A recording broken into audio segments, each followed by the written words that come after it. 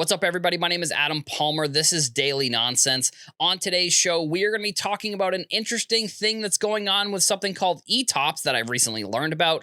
Also, a Peyton Manning record-breaking sale and how that it could affect other cards like that. If you like this video, make sure you leave a like. If you are a new viewer, make sure you hit the subscribe so you don't miss any future Daily Nonsense content. Now let's get into it.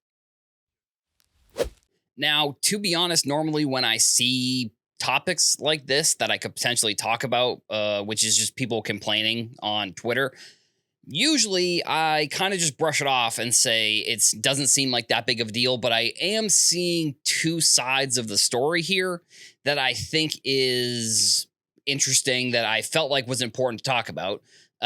So there is something called eTopps. Now, granted, I'm going to be talking about this as someone who literally just basically learned about this, like as I was doing research for the show, as I saw that people were talking about this on Twitter. So if I get any of these facts wrong, just, send me a comment. Let me know that I'm just incorrect. So eTopps essentially was like the first ever, vaulting platform for Topps.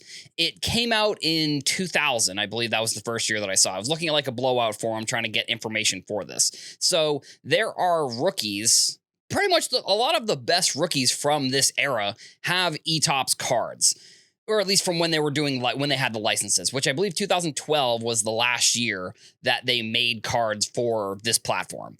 And essentially it was a combination of Topps Now and a vaulting platform where you could buy cards that they were selling on eTopps, and you could just have them in a vault and you didn't have to have them shipped. Now, that was one of the issues with this platform, was the shipping of certain cards was pretty expensive. Like, I saw people talking about how they got 10 cards shipped and it was like $30 for 10 cards. And so earlier, I believe it was last week, Topps announced that they're going to be shutting down the eTopps platform. So you could get credit for cards. I believe they were Topps credit. You could get credit for the cards, but from the announcement, a lot of people noticed from the announcement of when they were shutting down the platform to when you could get your cards, or when you could get the money for the cards, the value of a lot of the cards just like dropped. With the shipping being so expensive, a lot of people wanted to take the credit. But at the same time, these cards were from the early 2000s. So some people had LeBron James rookies. They had even Mike Trout rookies, because it made it until 2012. So there are some of the biggest names in a bunch of different sports. People had Drew Brees rookies. They had a ton of different rookie cards. So people wanted the cards. So Topps, unfortunately, one of the parts of this program was that if people didn't buy the cards, they were destroyed. But this was one of the issues also, because people were trying to get certain cards shipped and they couldn't get them shipped because Topps said the cards were not in good enough condition to ship. Then some of the issues were when people were getting the cards shipped, they were just getting shipped in like a loose plastic bag, which then a lot of people were complaining that the cards were coming in bad condition. Now, those are some of the points where I look at it and I say, this is kind of messed up by Topps. On the other hand, this is a platform that has not made cards since 2012. So if you wanted the cards, potentially there were other times where you could have got them. Obviously, if Topps is shutting the platform down, in theory, you would want to get your cards from this platform that is shutting down. And if you're paying shipping on these cards, then you would imagine that they would ship them well. Even eBay, when you get cards shipped, they're shipped at least in top loaders. A lot of people were not even getting cards in top loaders. They were getting cards, literally just like loose cards, not even with penny sleeves, just put in like a sandwich bag. Not a sandwich bag, but like a plastic bag. That's what, from the images that I saw. And usually it's like one or two people, but I saw like a ton of people. Even Suze, who works at CGC, I believe, was getting cards that were just shipped in like a plastic bag. So I'm hoping that Topps can figure this out. I just wanted to cover it because I thought it was an interesting thing that I learned, and I thought that it was important for people to potentially know that, hypothetically, if you have eTopps cards, you got to get them off before the end of September. I believe that's when the date of when they're shutting the website down is. And I think that there's still going to be stuff that comes out about this story. Probably Topps ends up coming out with some sort of statement here or some sort of way to fix what's happened with the cards. But I think, unfortunately, as we've seen in many scenarios, that people want the cards. They don't necessarily want the money.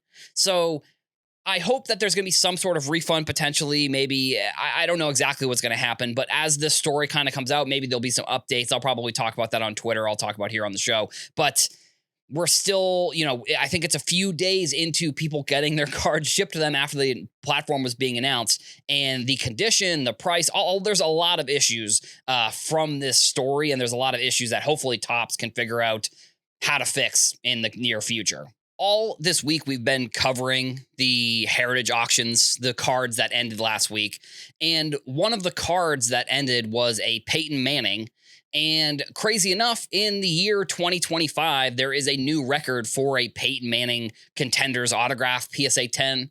And, a lot of some of the narratives that I've seen about this, the Jordan Kobe card, is like that it doesn't affect other cards in the industry. I think to an extent, I agree and disagree. Like, I think it's not a lot of the high-end expensive rookies.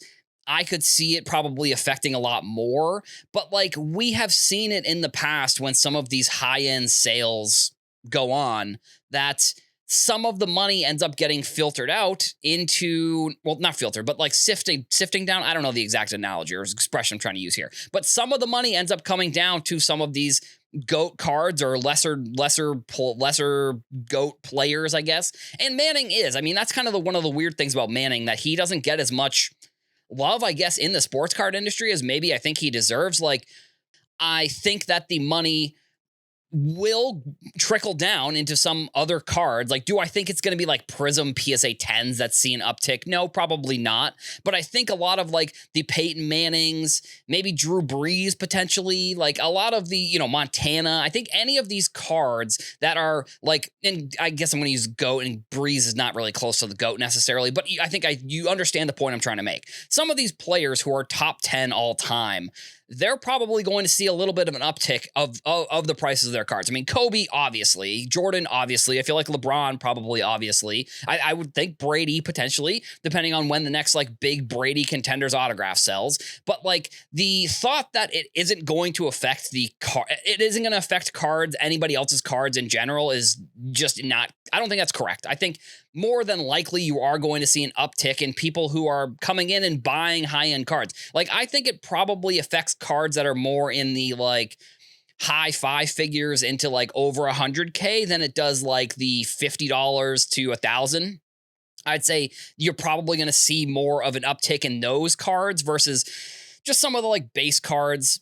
To say that it's not going to affect cards, I don't think is incorrect, but I also don't think it's going to affect every single card in the industry. Like, I think back in 2020, 2021, 2022, when we saw some of the Jordan, like, PSA 10 rookies sell for like 5, 6, 7, 800K, I think those cards in particular had a much bigger effect on the lower end base card market than like this Jordan card is going, the Jordan Kobe card is going to. Do I think that it's going to affect patch cards? Probably. I think same with this LeBron, the Exquisite. Like, that's also another card that I think is very interesting for the market. And it's just like, if you have somebody who has billions of dollars with, like Kevin O'Leary does, the fact that he's able to just buy this card and then go on CNBC in front of millions of people is like, that's a significant thing for the sports card industry.